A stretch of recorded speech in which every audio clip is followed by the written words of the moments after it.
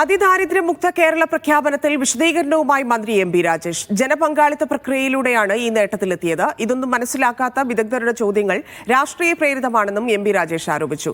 സത്യം മറച്ചുവെച്ചാണ് ദരിദ്രർ കേരളത്തിൽ ഇല്ലെന്ന പ്രഖ്യാപനം നടത്തുന്നതെന്ന് പ്രതിപക്ഷ നേതാവ് പറഞ്ഞു. ഒരു സുപ്രഭാതത്തിൽ ഗവൺമെന്റ് കേരളം അതിദാരിദ്ര്യമുക്തമായി എന്ന് പ്രഖ്യാപിക്കുകയല്ല ചെയ്തത്. 2021 ചേർന്ന ആദ്യ മന്ത്രിസഭാ യോഗത്തിലെടുത്ത ഒന്നാമത്തെ തീരുമാനമായിരുന്നു ഇത്. അതിദാരിദ്ര്യവും ദാരിദ്ര്യവും തമ്മിലുള്ള വ്യത്യാസമാണ്. പക്ഷേ സർക്കാർ ഇപ്പോൾ ചെയ്യുന്നത് കള്ളക്കണക്ക് കൊണ്ട് കൊട്ടാരം പണിയാണ്. അതായത് അതീവ ദരിദ്രരില്ലാത്ത സംസ്ഥാനം എന്ന അവകാശവാദം തന്നെ തട്ടിപ്പാണ്. CPM-ന്റെ മാനിഫെസ്റ്റോയിൽ പറഞ്ഞത് പരമദരിദ്രരായിട്ടുള്ള ആളുകൾ 4.5 ലക്ഷം കുടുംബങ്ങൾ കേരളത്തിലുണ്ടെന്നാണ്. ഈ പരമദരിദ്രരും അതീവ ദരിദ്രരും തമ്മിലുള്ള വ്യത്യാസം എന്താ?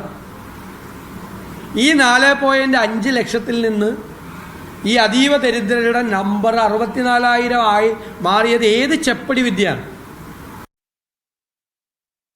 ഷിജോ കുര്യൻ ചേരുന്നു. ഷിജോ, എന്താണ് വിഷയത്തിൽ മന്ത്രിയുടെ വിശദീകരണം? എങ്ങനെയാണ് പ്രതിപക്ഷം അതിനെ എതിർക്കുന്നത്?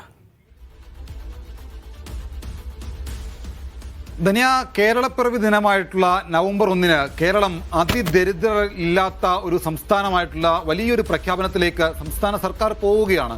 പ്രത്യേകിച്ച് കേരളത്തെ സംബന്ധിച്ചുകൊണ്ട് ഇത് വലിയൊരു നേട്ടം കൂടിയാണ്. അതിദരിദ്രരില്ലാത്ത രാജ്യത്തെ ആദ്യ സംസ്ഥാനമായി കേരളം മാറുന്നു എന്ന് പറയുന്നത് കേരളത്തിലെ ഓരോ ജനങ്ങൾക്കും അങ്ങേയറ്റം ആഹ്ലാദിക്കാവുന്ന, സന്തോഷിക്കാവുന്ന കാര്യം തന്നെയാണ്. സർക്കാരിനെ സംബന്ധിച്ചുകൊണ്ടും അത് വലിയ നേട്ടം തന്നെയാണ്. പക്ഷേ അപ്പോഴും ഇതിനകത്ത് കുറേയധികം അവ്യക്തതകൾ ഇതിനകത്ത് നിലനിൽക്കുന്നുണ്ട്. കൃത്യമായിട്ടുള്ള ഒരു വ്യക്തത വരുത്താൻ സർക്കാരിന് ഇതുവരെ കഴിഞ്ഞിട്ടില്ല എന്നുള്ളതാണ് ഇതിനകത്ത് പ്രതിപക്ഷം പ്രധാനമായിട്ടും ആരോപിക്കുന്നത്.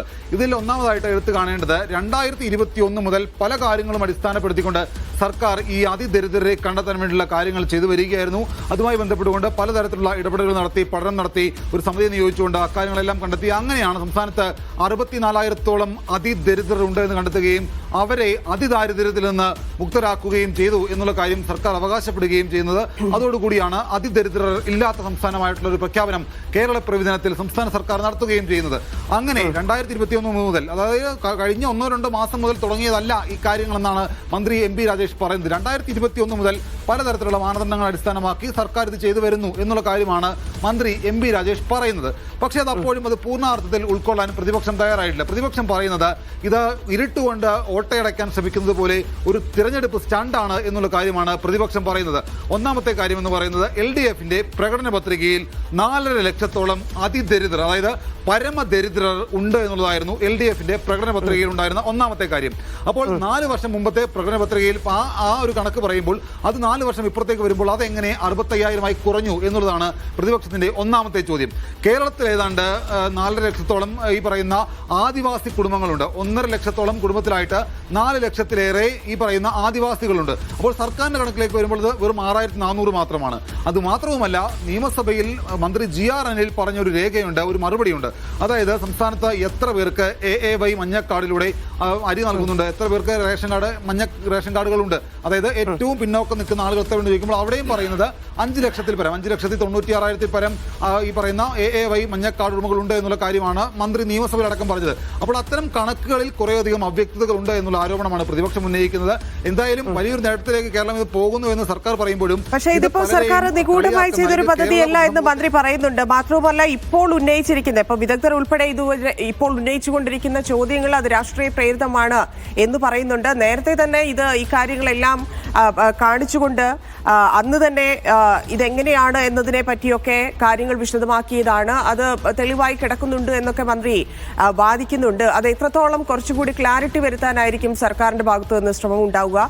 ഈ വിഷയത്തിൽ ഏതു തരത്തിലായിരിക്കും വരും ദിവസങ്ങളിൽ പ്രതിപക്ഷം പ്രതിഷേധം അറിയിക്കുക? സ്വാഭാവികമായിട്ട് നമ്മൾ ആദ്യം കാണേണ്ടത് പ്രതിപക്ഷത്തിന്റെ വിമർശനത്തെയാണ്. പ്രതിപക്ഷം ഇതിനെ ഒരു തെരഞ്ഞെടുപ്പ് സ്റ്റണ്ടാക്കിയാണ് അവതരിപ്പിക്കുന്നത്. അതായത് ഇപ്പോൾ തദ്ദേശ തെരഞ്ഞെടുപ്പ് അടുത്തിരിക്കുകയാണ്, അത് ഒരാഴ്ചയ്ക്കും അതിന്റെ വിജ്ഞാപനം വരികയും ചെയ്യും. അപ്പോൾ ആ ഒരു സമയത്ത് ഇങ്ങനെ പ്രഖ്യാപിക്കുന്നതിലൂടെ അടുത്ത 3ാം തുടർഭരണം സർക്കാർ ലക്ഷ്യമിടുന്നുണ്ട്. അതിനുവേണ്ടി ഇങ്ങനെയുള്ള ഇല്ലാത്ത കണക്കുകൾ കെട്ടിച്ചമച്ചുകൊണ്ട് എന്താണ്, അതൊരു സാധാരണ സംഗതിയല്ലേ? തെരഞ്ഞെടുപ്പിന് മുൻപല്ലേ കാര്യങ്ങളെല്ലാം എടുത്തു പറയുക?